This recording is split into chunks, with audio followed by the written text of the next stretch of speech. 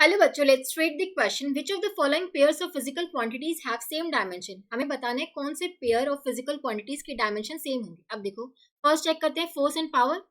Force किसके equal होता है? Mass into acceleration. ठीक है, इसके डायमेंशन कैसे निकलेंगे? मास के डायमेंशन होंगे m और एक्सेलरेशन के डायमेंशन क्या होते हैं? L T minus two.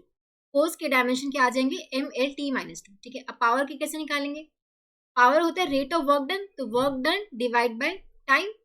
ठीक है, अब वर्क डन कैसे निकालते हैं? वर्क डन हमारा होता है फोर्स इंटू में डिस्प्लेसमेंट इंटू में कॉस ऑफ थीटा। ठीक है, theta as angle between force and the displacement. ठीक है, तो ये हो जाएगा फोर्स के डायमेंशन होते हैं M L T minus two, displacement के हो जाएंगे एल। ठीक है, और कॉस थीटा तो डायमेंशन लेस होगा, तो वर्क डन के जो डायमेंशन आ जाते हैं M L two T minus to.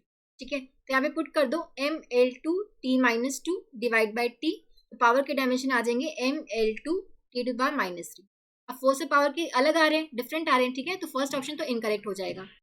अब देखो टॉर्क एंड एनर्जी के चेक करते हैं। अब देखो टॉर्क वेक्टर हम कैसे डिफाइन करते हैं? It is cross product of position vector and force vector.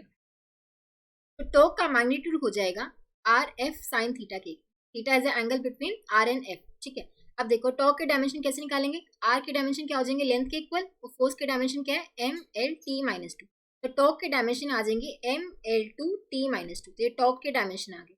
अब energy is capacity to do work. ठीक है, एनर्जी और वर्क के डायमेंशन सेम ही होते हैं। ठीक है, एनर्जी के डायमेंशन भी हमारे ये होंगे M L two T minus two, जो कि हम देख सकते हैं टॉर्क से मैच हो रहे हैं।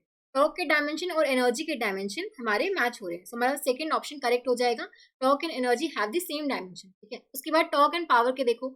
टॉर्क के डायमेंशन हमारे ये आ रहे हैं और पावर के डायमेंशन ये आ रहे थे, तो ये तो अलग आ रहे हैं, तो थर्ड ऑप्शन इनकरेक्ट हो जाएगा। और फोर्स एंड टॉर्क के देखो, फोर्स के डायमेंशन ये हमारे M L T minus two और टॉर्क के हैं M L two T minus two, दोनों के डिफरेंट आ रहे हैं, तो ये भी नहीं हो सकता। तो correct option would be option two. ठीक है, टॉर्क और एनर्जी के डायमेंशन हमारे सेम है। ठीक है, आई होप आप सबको समझ आया होगा। Second option will be the correct answer. Thank you so much.